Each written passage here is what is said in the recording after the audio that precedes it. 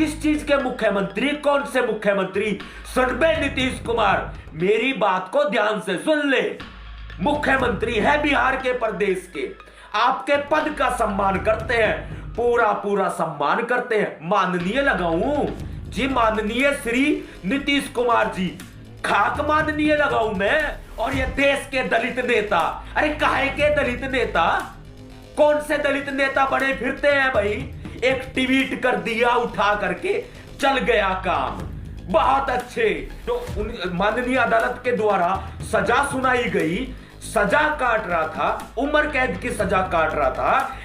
ऐसे में नीतीश कुमार ने जेल के नियमों में स्पेशल आनंद मोहन के लिए बदलाव किए कि दलित समुदाय के लोगों को गुलाम बना के रखते हैं, दबा के रखते हैं, डंडा रख देते हैं छाती के ऊपर। अंधों की इस दुनिया में गूंगी जुबान हो गई, अंधों की इस दुनिया में गूंगी जुबान हो गई। बहरे हैं लोग यहां, अरे बहरे हैं लोग यहां, तभी तो सरकार निर्दयी और तानाशाह हो गई। मैं बिहार के गोपालगंज के तत्कालीन डीएम जी कृष्णैया के बारे में बात करने वाला हूं। क्रांतिकारी जय भीम के साथ आप सभी साथियों का अभिवादन करता हूं कि साथियों, अगर आज आप आवाज नहीं बने तो ऐसी कंडीशन में आने वाला समय गुलामी का होने वाला है। ये सरकारें जो तानाशाही कर रही है किसी से छिपी नहीं है, लेकिन हर एक व्यक्ति को अपनी राजनीति से मतलब है। ऐसी बात नहीं कि सच्चे भीम सैनिकों की कमी है। सच्चे भीम सैनिक आज भी अपनी जान भी दांव पर लगाने को तैयार रहते हैं, इस समाज के लिए, इस देश के लिए। लेकिन बिहार में हुआ क्या? आज से 29 साल पहले का इतिहास उठा करके देख ले। 5 दिसंबर 1994 को मुजफ्फरपुर के खबरा गांव के पास एक ऐसी दर्दनाक घटना घटित हुई। यह घटना नहीं थी, यह सोची समझी साजिश के तहत हत्या थी। और हत्या किसकी थी? दलित समुदाय से आने वाले डीएम, जो गोपालगंज के डीएम थे, उनकी हत्या थी। हत्या किसने की, किसने करवाई? 5 से 10 हजार की संख्या में लोगों की भीड़, और भीड़ का नेतृत्व कर रहे पूर्व सांसद, गैंगस्टर, माफिया आनंद मोहन। और आनंद मोहन के इशारे पर, आनंद मोहन की देखरेख में, आनंद मोहन के साथ साजबाज होकर, आनंद मोहन के इशारे पर डीएम जी कृष्णैया की हत्या कर दी गई। दलित समुदाय से आते थे ना भाई, आज से 29 साल पहले की मैं बात कर रहा हूं। दलित समुदाय से आते थे। बाबा साहब डॉक्टर भीमराव अंबेडकर जी ने अधिकार तो दे दिया, पढ़ने और लिखने का, पढ़ाने का, शिक्षा का, संघर्ष का, संगठन का अधिकार तो दे दिया। लेकिन ये मनुवादी है ना ये। अगर प्यार से काम नहीं चलता ना इनका, अगर प्यार से आईएएस अधिकारियों को, एजुकेटेड शिक्षित लोगों को, आम लोगों को ये दबाने में नाकामयाब हो जाते हैं, तो ये फिर दबंगई का सहारा लेते हैं। अरे ऐसी क्या दबंगई? हम बार बार कहते हैं संविधान के दायरे में, संविधान के दायरे में। क्या खाक संविधान के दायरे में बात करें? क्या खाक संविधान के दायरे में न्याय मिलेगा? अरे देख लीजिए, आप देख लीजिए, आप सबके सामने है भाई। जितने भी साथी जुड़ रहे हैं ना इस लाइव वीडियो से, मेरी बात को समझ लीजिए, नोट कर लीजिए, नहीं तो आने वाली पीढ़ियां जो है ना वो गूंगी पैदा होंगी और कोसेंगी आपको, कहेंगी आपको, अरे हमारे पिताजी, हमारे दादाजी कहां थे आप? संघर्ष क्यों नहीं किया? कहां खो गए थे? कहां छिप गए थे? घरों में, बीवी के पास, काम धंधे में, अपनी रोजी रोटी में, ये समय बिताया। आने वाले आपके बच्चे हैं ना, आपके बच्चे, आपकी पीढ़ी, वो सवाल पूछेगी। और ये देश के दलित नेता, अरे काहे के दलित नेता, कौन से दलित नेता बने फिरते हैं भाई? एक ट्वीट कर दिया उठा करके, चल गया काम। बहुत अच्छे, ट्वीट को बना रखा है साधन, ट्वीट कर दिया काम चल गया। अरे ट्वीट से काम होते ना तो ये बिहार की नीतीश कुमार की सरकार इतनी तानाशाह ना होती। सजा मिल गई, माननीय अदालत ने सजा दे दी। सजा सुनाए जाने के बावजूद भी जेल में पड़ा हुआ है आनंद मोहन, जिसने हत्या की और करवाई। डीएम जी कृष्णया की हत्या करवाई उसने। एक माफिया, एक गैंगस्टर, एक गुंडा, पूर्व सांसद गैंगस्टर से आ गया राजनीति में। इनको मालूम है ना, इनको मालूम है भाई दलितों को तो दबा देंगे, उनकी वोटें खरीद लेंगे, नोटों में खरीद लेंगे। 100 रुपए, 500 रुपए, 1000 रुपए, 2000 रुपए। उस वक्त में कितने में वोटें बिकती होंगी? 10-10 रुपए में, 2-2 रुपए में वोटें बिकती होंगी उस दौरान में। और आजकल इन्होंने सिस्टम ऐसा बना दिया है कि दलित समुदाय के लोगों को गुलाम बना के रखते हैं, दबा के रखते हैं, डंडा रख देते हैं छाती के ऊपर।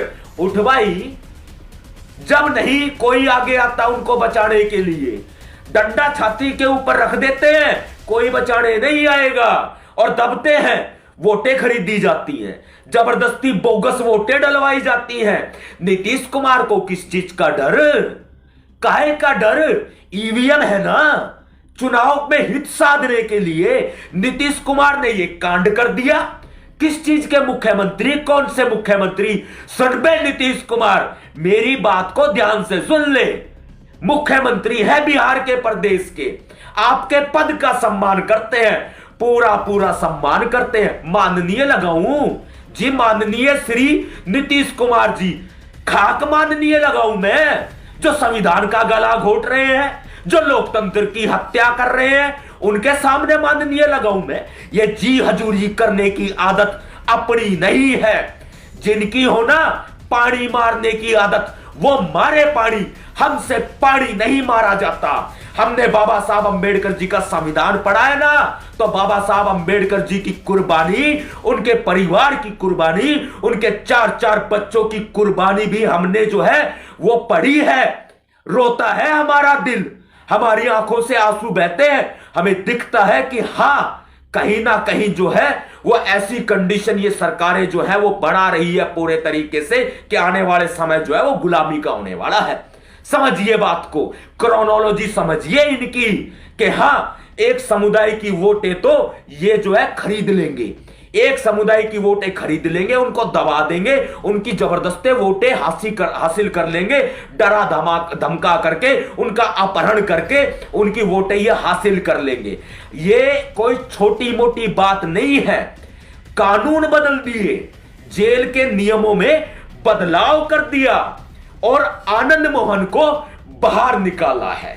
नीतीश कुमार की सरकार ने एक सजा याफ्ता कैदी, जो माननीय अदालत के आदेश पे, जो माननीय अदालत के द्वारा सजा सुनाई गई, सजा काट रहा था, उम्र कैद की सजा काट रहा था, ऐसे में नीतीश कुमार ने जेल के नियमों में स्पेशल आनंद मोहन के लिए बदलाव किए, क्योंकि नीतीश कुमार को चुनावों में अपना हित साधना है और जिस जाति का वो हित साधने की कोशिश कर रहे हैं ना, वो जाति उनके पक्ष में आ जाएगी। मेरा कहने का यही मतलब है कि दलितों की वोटें तो ये जबरदस्ती ले लेंगे, ईवीएम में घपला करके ले लेंगे, इनको चिंता नहीं है। मुझे दुख इस बात का है कि ये दलित नेता बड़े फिरते हैं, एक ट्वीट करके काम चला लिया। कितना जंतर मंतर पे आंदोलन कर लिया भाई। अगर मैं यहां जंतर मंतर पे उतरने के लिए जाऊं ना, तो पुलिस वाले 4 केस मेरे ऊपर दर्ज करके मुझे भीतर ठोक देंगे और फिर चिल्लाएंगे, सतपाल तंवर तो संविधान के खिलाफ बोलता है। अरे कौन सी आवाज बोल दी संविधान के खिलाफ, बताओ ना। है जवाब, नीतीश कुमार जी, माननीय श्री नीतीश कुमार जी, मेरी बात को सुन लीजिए। भैया जी, नवाब सतपाल तंवर बोले रहे हैं और खुलेआम बोल रहे हैं। नीतीश कुमार जी, आपकी ये तानाशाही ज्यादा दिन नहीं चलेगी। लोकतंत्र में सभी को बराबर का हक है, अधिकार है। आप इस सरकार पर या बिहार के प्रदेश पर आप अपना आधिपत्य, अपना साम्राज्य हमेशा हमेशा के लिए बिछा करके नहीं बैठ गए। नीतीश कुमार जी, होश में आ जाइए। अगर ये जनता अपनी वाली पर आएगी तो अच्छे अच्छे तानाशाहों का दिमाग ठिकाने लगाना ये जनता जानती है। ये दलितों के साथ अन्याय नहीं तो क्या है?